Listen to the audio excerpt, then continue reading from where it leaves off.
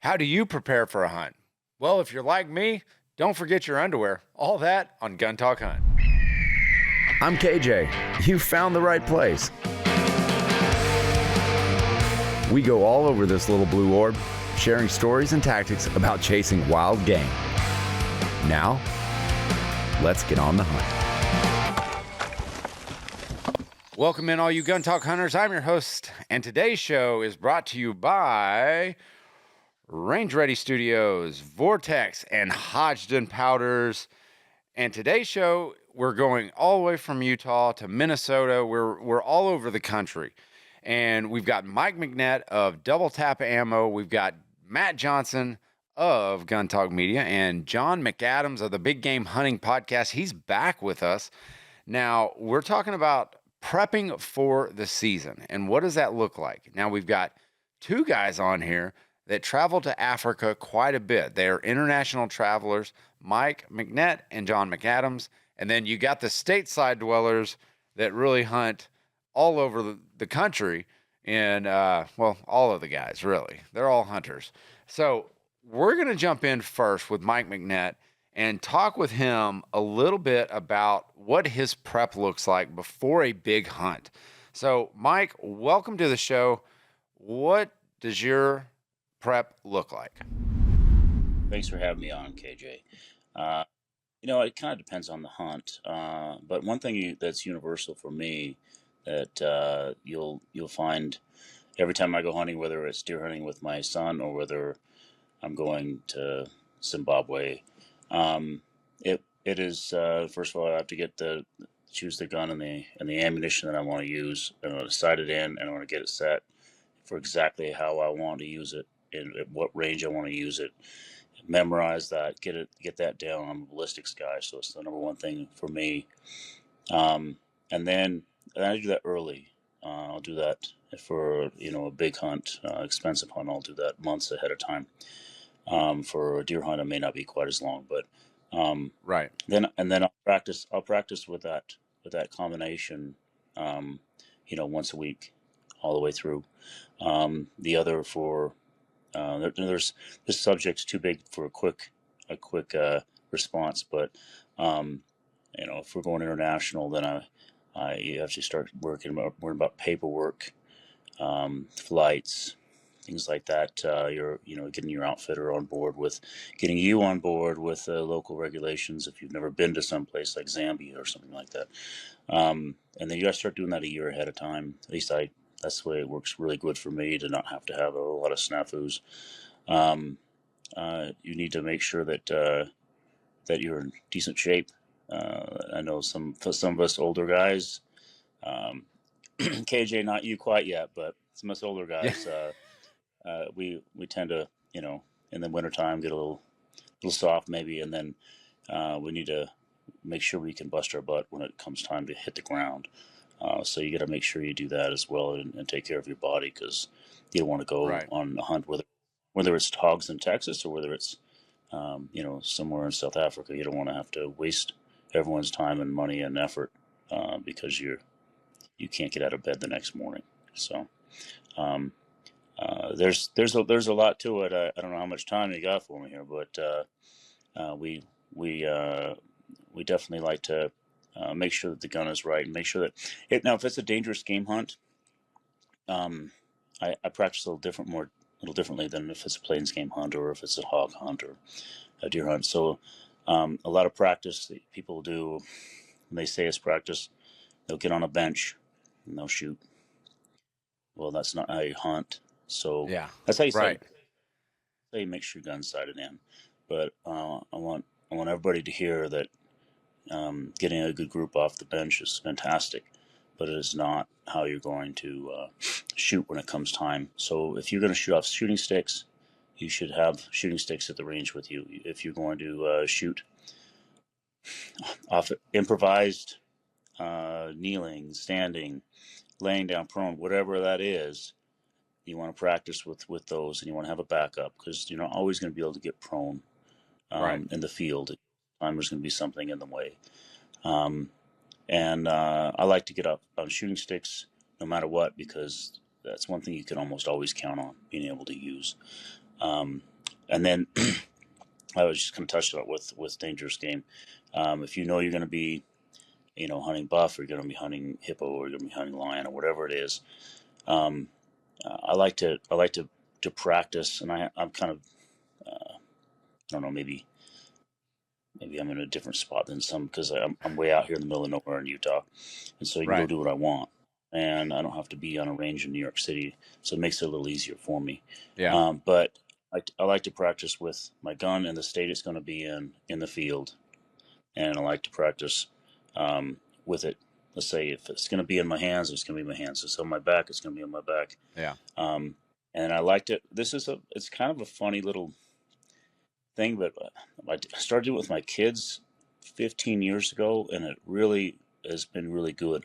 I'll literally have one of them and I'll go up on the side of the hill and put little sporting clays, so little orange clays.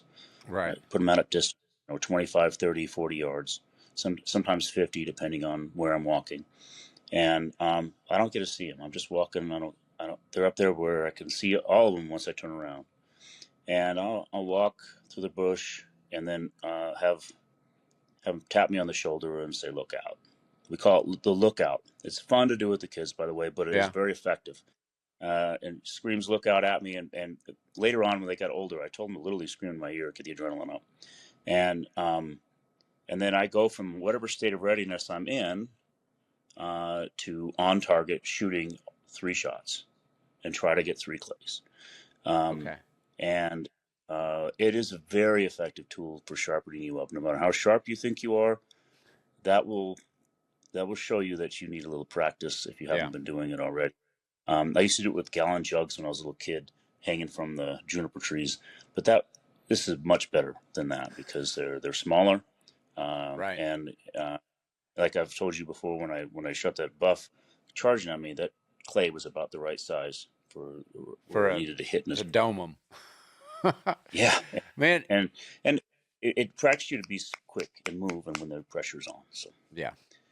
that's I one think that works. I think as much pressure as you can put on yourself, the better. When you're practicing, and just finding creative ways to do that. And I like the lookout game. That sounds really good. But so going back, like you talk about getting in shape and guys not being in shape. My uncle, on this most recent trip to Canada, and I set up a pair for him. Have you seen the robotic legs? Have you seen these things? Huh.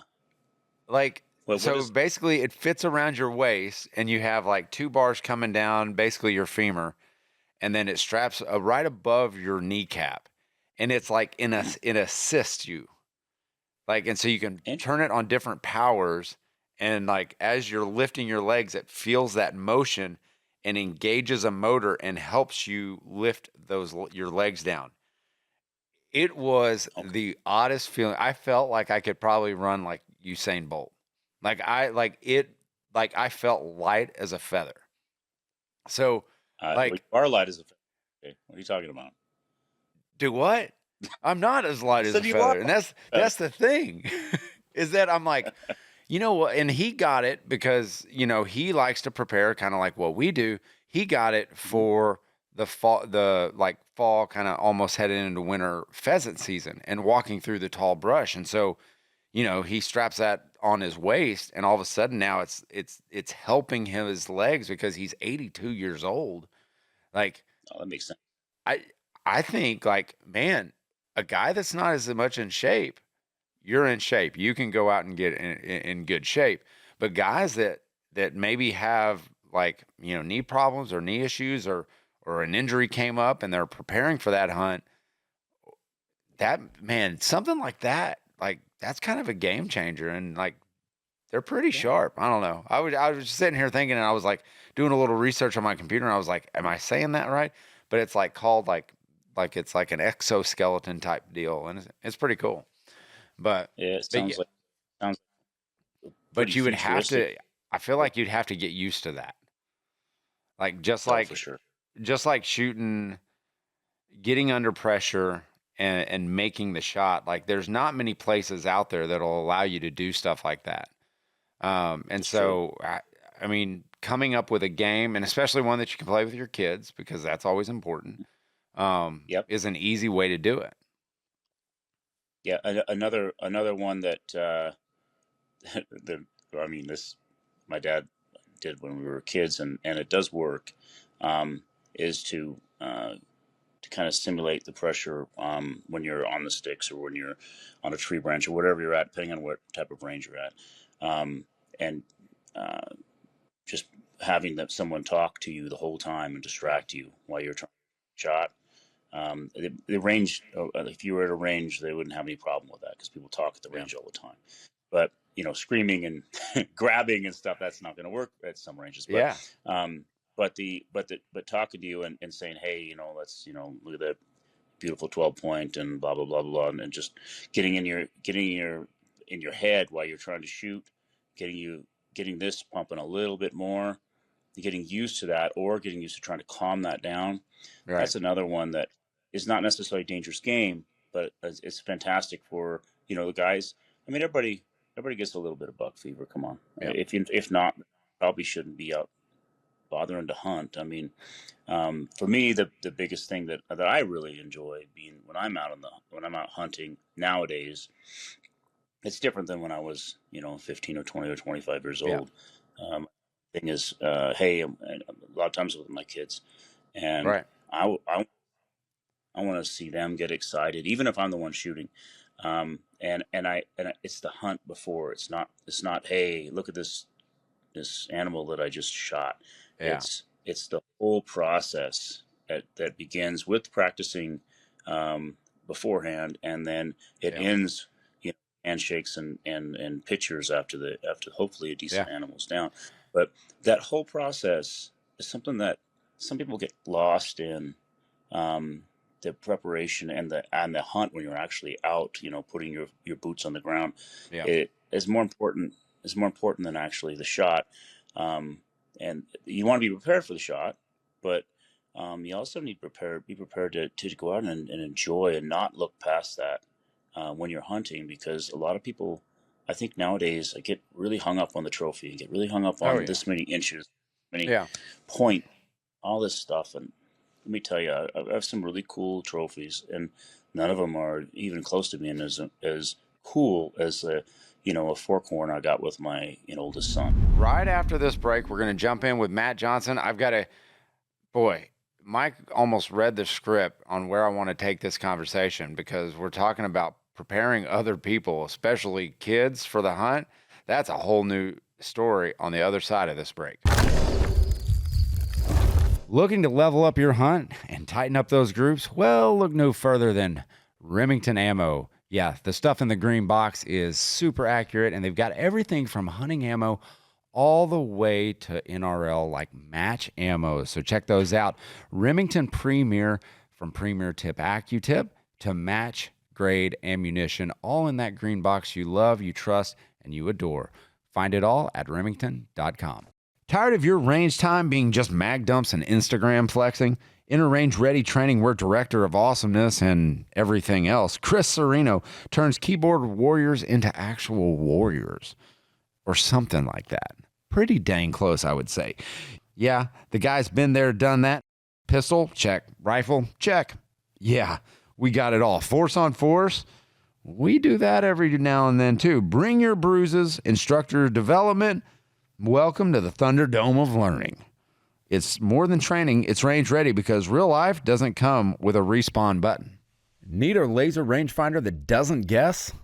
Get the Vortex Ranger HD 3000 with 3,000 yard ranging capability, a red display you can actually read in any light, and HCD mode for angle compensation distance. It's like having a spotter in your pocket. Hey, here's a pro tip for you. Before your hunt, you need to go out, you need to range landmarks like trees or rocks around your blind so you're not scrambling when that game shows up. Built rugged, backed by the Vortex VIP warranty, it's the Ranger HD 3000. You want speed, stability, and temp-taming performance? Meet Winchester Stayball 6.5, the world's first temperature-insensitive ball powder from Hodgdon.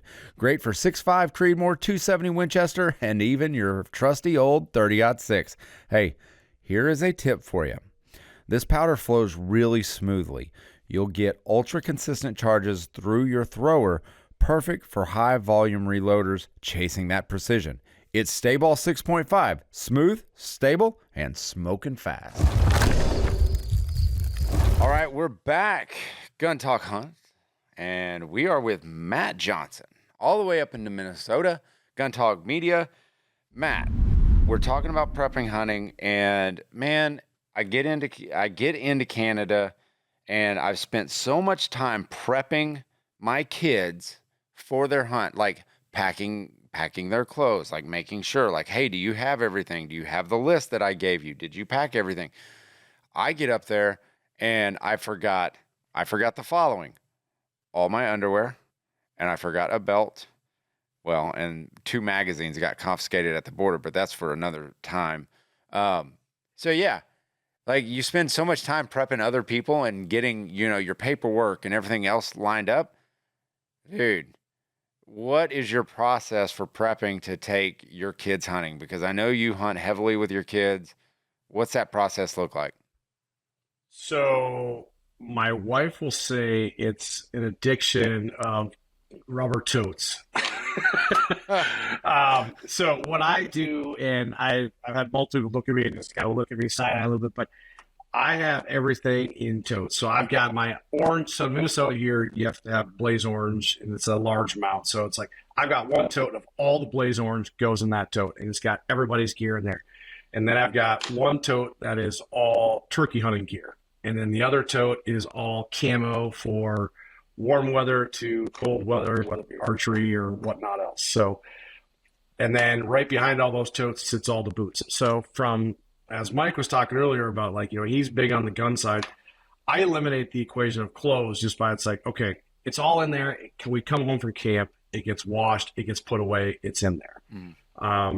So like the things you forgot, it's like that usually is at the bottom of my list, because I know if I'm going and all of a sudden inevitably I forgot something, it's like that's the kind of stuff I know I can swing into a Walmart or something and just pick up, because it's like that's not going to ruin a hunt because I can quickly pick that up. That's a false statement, because I will tell you this much: like bad underwear and ill-fitting underwear can absolutely ruin a hunt. Well, that I will stand on on that line. Like that is a false statement from Matt Johnson, everybody. All right. That's fair. I haven't forgotten that, so I'll take it from the guy who has. But outside of that, I mean, that's the close side of it. The other side is, all the firearms together. So for me, I'm much like Mike in that same capacity. It's like, I know, like, for example, last year was the first year that both of my kids joined me on the firearms season in Minnesota. So I had to outfit both of them. I went and got myself a lever action because I've been relegated out of my stands and now to the woods floor. So I walk around all day, which is absolutely a joy now. And I see why my dad did it for so many years.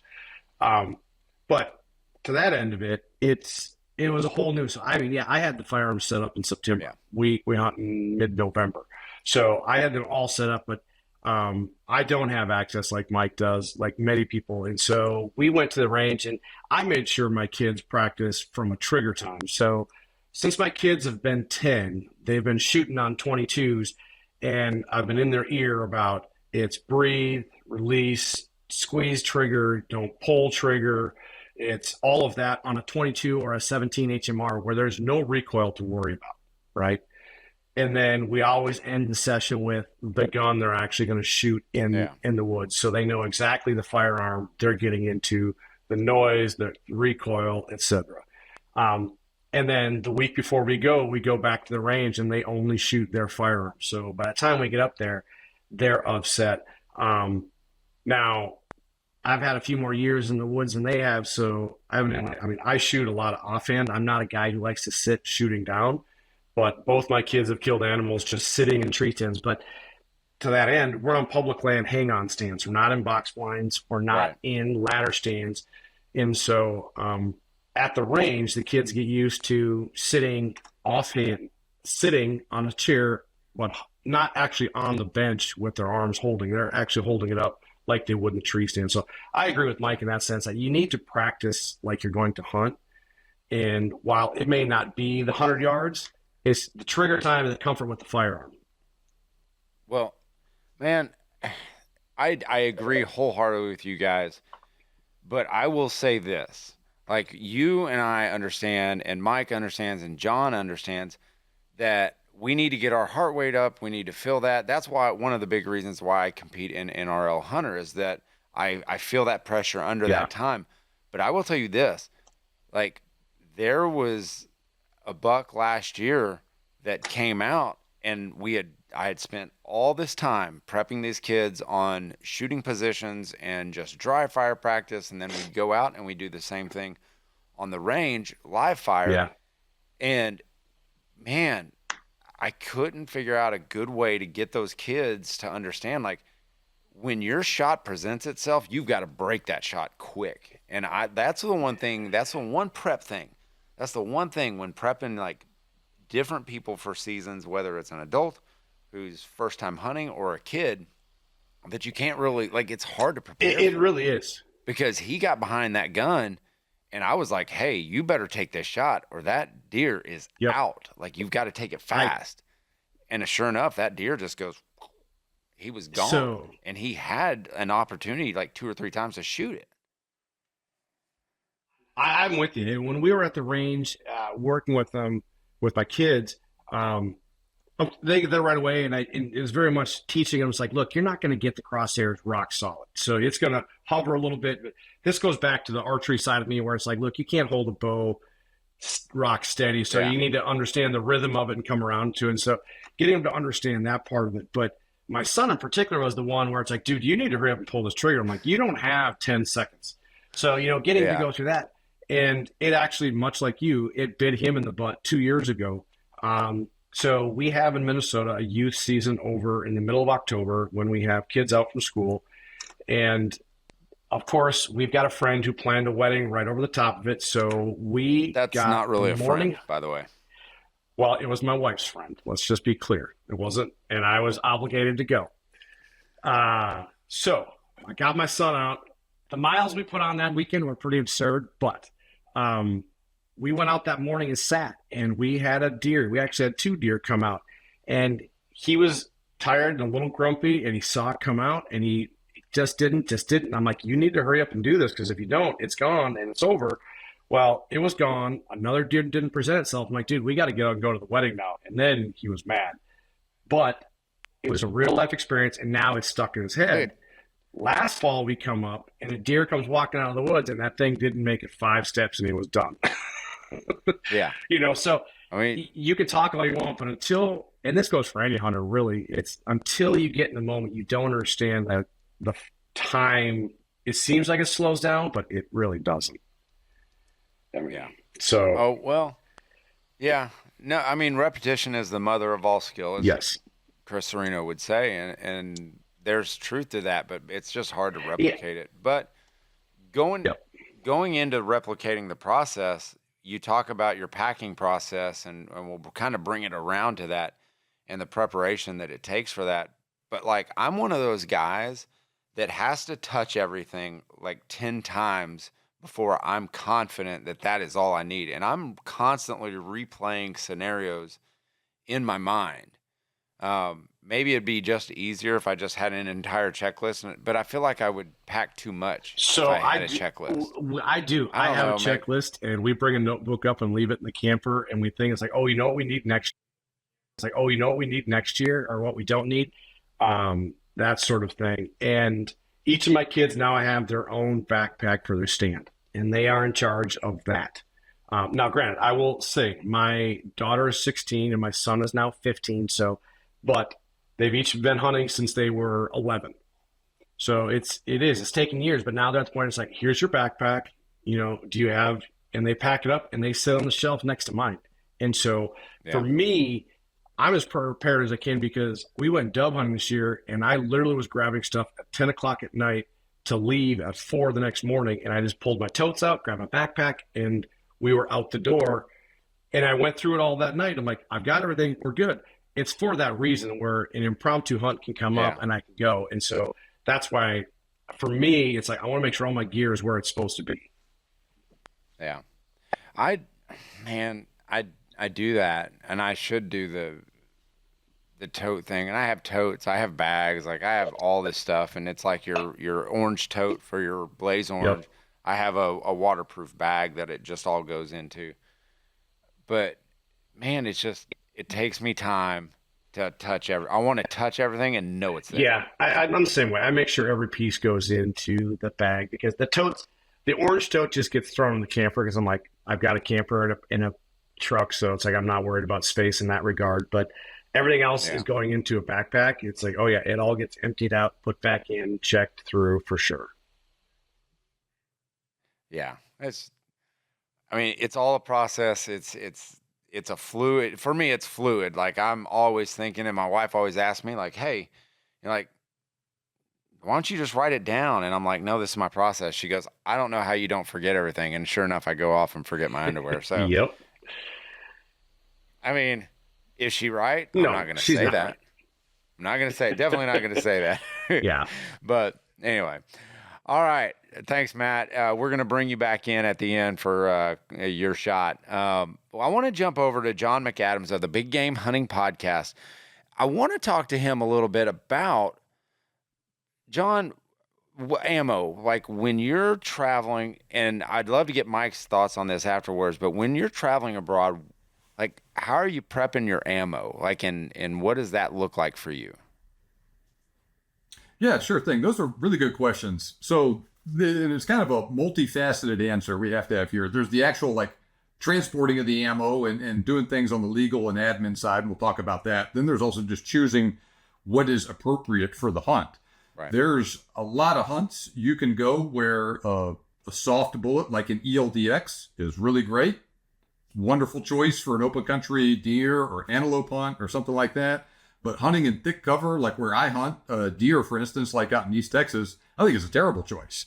It's too soft. You also just don't need the a lot of the features of it. Yeah. And so in that case, you need to kind of match what you're using to the situation. I was in Africa this past summer, and that hunt, I did some open country hunting, but I was taking 200-300 yard shots, not super. I'm not shooting 600 yards. Right. And then we spent most of the hunt though hunting in the thicker bushveld where 100-yard shot was a tougher or a more common situation like that. So for that reason, there is a tendency with a lot of people to go to Africa. You want to use a tougher bullet like that, and it really makes sense in situations like that where you're shooting 50, 150 yards, something 200 yards on the outside, and especially if you're going after really big, tough, dangerous game like a Cape buffalo, for instance. For instance, this here is a 400 grain North Fork semi-Spitzer bullet from a 416 Remington Magnum. Pulled this bullet out of a buffalo after it went through the heart of the buffalo on this most recent hunt. I didn't shoot that. One of the guys I was there with did that. It was perfect. I mean, it blew a hole, that big through that buffalo's heart, and everything that you could ask for out of it. And shot it again as it was kind of moving around waiting to die with a cup pointed solid like that, also from North Fork. And that's a good balance of bullets like that, where you use that soft bullet for that first shot, where you are taking, say, a broadside or close to broadside shot on the animal, where you want it to expand, cause as much damage as possible. And you need penetration, but you don't need an ungodly amount of penetration for it. The second shot, though, is where things can get interesting, where, say, like on a buffalo, it's either going straight away from you and you got to shoot it in the rear end and penetrate a long distance like that, or if things go wrong, it's coming straight at you and you need to punch through the skull on it. So right, a lot of people use solids like that for those sort of hunts. But that same sort of bullet, that soft nose bullet I showed you, worked great for antelope, for deer, for elk, things like that. Nice bonded soft point like that, especially at close range where you got a higher impact velocity. It's going to penetrate really well, make a really, really big wound on that animal. So when you talk about like prepping for the season and getting your ammo ready and squared away, we've got the ammo squared away. Like, how does your prep differ from like your hunt in East Texas than a hunt from like heading over into Africa? Mm-hmm. Yeah. So in each case, I analyze the situation. What am I hunting? what are the conditions like? What is my likely shot distance going to be for it? And then what all is going there? Am I driving there? Am I flying? Am I crossing an international border? All of that stuff. If you are going overseas, if you live in the United States and you're going overseas anywhere, doesn't matter if you're going to Canada, doesn't matter if you're going to Africa, you always need what's called a 4457. You go to a customs office near you, get that, fill it out, bring your rifles, shotguns, whatever you're bringing with you, and it is proof that you own those firearms before you left the country. Show it to the customs agent. They'll verify what's on the paperwork is the same as the gun. They'll stamp it, and then when you come back in the country after your hunt, they'll be like, "Oh, you were hunting. Right. We need to check your guns." And they'll say, "Okay, show me your 4457." They'll match what's on the 4457 versus that.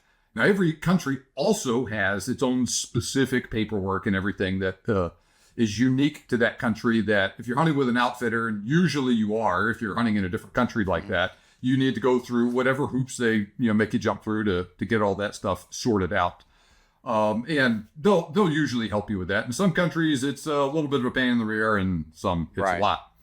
You need to be traveling, if you're flying, regardless of where you're going, needs to be in a locked, hard-sided case where someone can't get into it.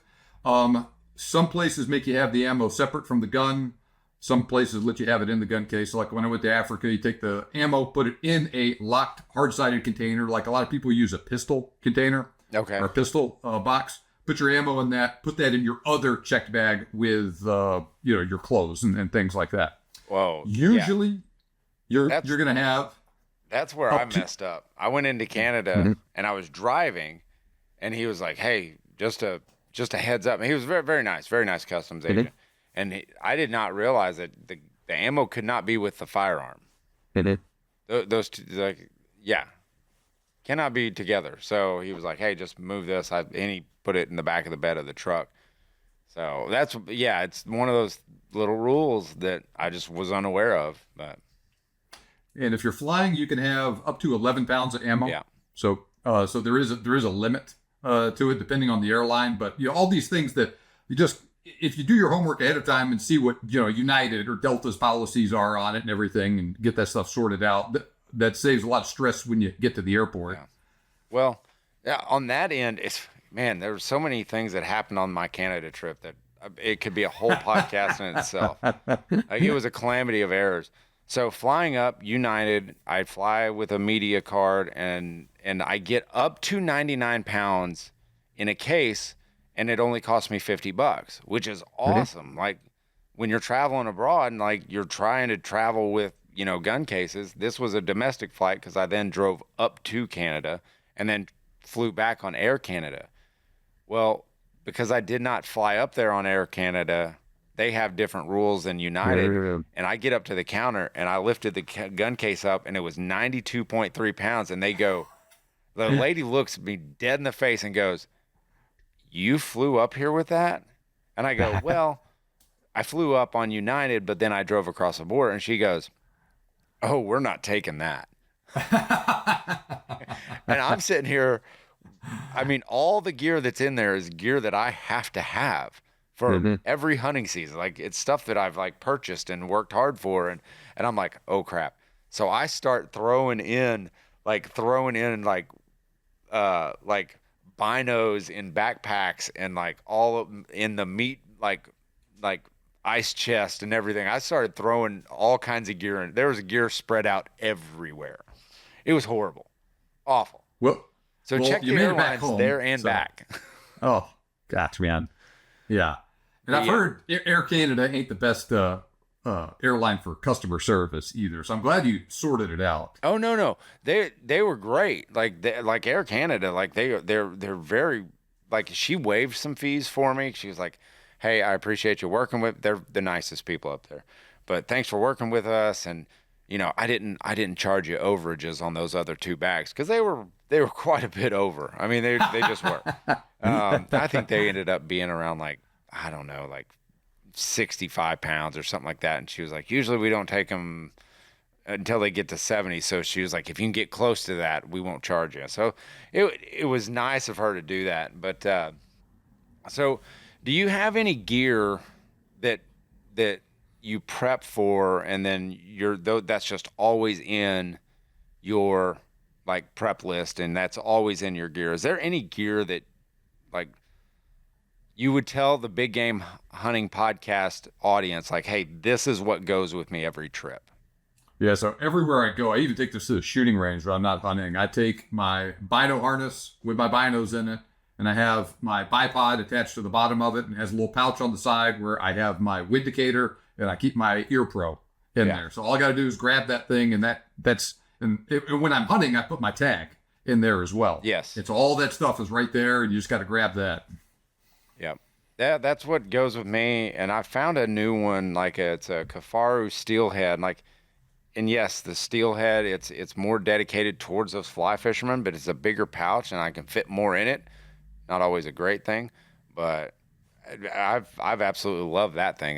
That's been a really good deal as far as like being able to do a bino harness and everything and have more storage. You know what? Let's bring everybody back in because I think there's some great conversations being had here, and I want to get over to Mike. Mike, let's hear your final shots. Let's get those final shots out, and anything you want to add to the conversation. Okay. Well, again, thanks for having me on. This has been really a lot of fun.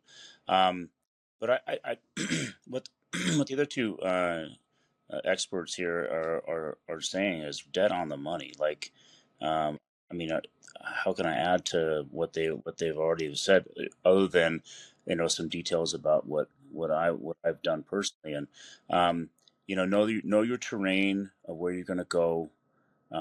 Make sure that whether you're using totes or you're using media packs like you got with 100 pounds or whatever, wherever they are, make sure that you have the correct footwear. Make sure that you've gone through, get your underwear. Make sure that you know the specific terrain and of course the climate that you're going toward. I've had one guy that literally came with me to a hunt in Africa that wasn't ready for the heat. It was odd, Oh. and then also another one that wasn't ready for the coolness in July in South Africa. There was a couple of times we were at 5,000 feet, and it was chilly. It was frost, and he was shooting at a really nice trophy, and he was shaking. It was really kind of an odd thing. So make sure that you prepare for the very specific spot that you're going toward to hunt. It's going to be maybe different than your home in Virginia or Florida or wherever you live. That's one thing that I really wanted to add that really complements what these other fine fellows have said, and I really wanted to emphasize that John was 100% right on the bullet selection. You can't use the same bullets for every hunt, even if you're using the same caliber of rifle or rifle. Make sure that you know what game you're going after, and then choose that ammunition based on what you think will be the most effective in, again, the environment you go after. Yeah, you're right. I mean, that's probably one of the bigger misconceptions I think what I would call the average hunter falls into a trap. He thinks, whatever ammo he has aligned himself with, and he says, well, that's what my granddaddy used, and he killed whitetail all over the country with it, and he goes, dadgummit, that's what I'm going to take on my next elk hunt, and it might not be the right one, and I think I think it's one of the bigger misconceptions out there is bullet selection and matching that what John and Mike have said. Matt, what are your final thoughts? The shot. So I'm just going to jump on that, and I have educated multiple people firsthand by taking them to the range with different weights of ammo and showing them how they can actually shoot better than what they're used to. I mean, some people, the casual hunter, will be like, yeah, that one or two, that's just a flyer, whatever else. It's like, okay, but you realize you could get like a group of 5 dialed in if you just went the next weight down or the next weight up, actually. Just did it this last fall to a guy. He's like, I can't get the sight of him. He showed up at my door and was like, what's wrong with my rifle? And I said, let's go to the range. And I go, before we go to the range, I go, buy this box, this box, this box of ammo. And he's like, okay. and one was one he already had, and then I made him buy 2 other weights, and we sat down and trial and error, and I showed him the differences of the same brand of ammo, same bullet, 3 different weights. But anyway, my parting shot though is something that Mike alluded to earlier, and it's why I am so overly prepared in advance, because I have gone on enough hunts of my own where I'm not prepared that I don't enjoy the hunt because I don't have enough clothes. I brought too much, so I'm sweating all the time and I'm miserable, or I'm missing something to make a creature comfort. I'm over prepared, so when I get there, it's like I've got everything. Now all I got to do is go start walking around and finding the antelope, or sit in my stand and wait for the deer to show up. It's so I can sit there and enjoy it. And KJ, to your point earlier, it's like, it may be because I have kids, like I want to make sure they've got everything so they're comfortable as little kids so they can last longer. Right. But it's just become a habit now that it's like, no, I've got everything. And I'm there to just fully enjoy the 2-3 days that I've got with my kids and my buddies that I'm out. And I would say that's the reason, to me, that's the biggest reason to be prepared, is so you can actually enjoy the experience of being out there for if the moment happens, or if it doesn't happen, and God forbid the weather all of a sudden turns 80 in October 15th, and so you're not going to see anything, but it's like, well, let's light up a bonfire then. Yeah. So that's what I have to say. But otherwise, yeah. All right. John, what's your final shot, man? You've heard these guys talking about it. Any final thoughts? I would say a lot of people focus way too much on the caliber of the gun that they are hunting with, a 6.5 Creedmoor, 243, a 300 Win-Mag, whatever. I would much rather a hunter bring a gun that they can shoot accurately and are using an appropriate bullet for whatever it is that they're hunting. You want to bring a 243 or a 6.5 Creedmoor or something like that on an elk hunt, or bring it to Africa. You bring it with a good, tough bullet that's going to penetrate well and whatnot. It's going to work great. You're right. That's 100% right on all accounts. And here's my final shot. If you fail to prepare to fail. All right? I mean, that's just it. I mean, on all accounts, whether it's planning and forgetting your underwear or choosing the right bullet, I mean, you don't prepare, probably going to fail. All right. Gun Talk Hunters, that's it for me, KJ. As always, keep those muzzles pointing in a safe direction, and always be on the hunt.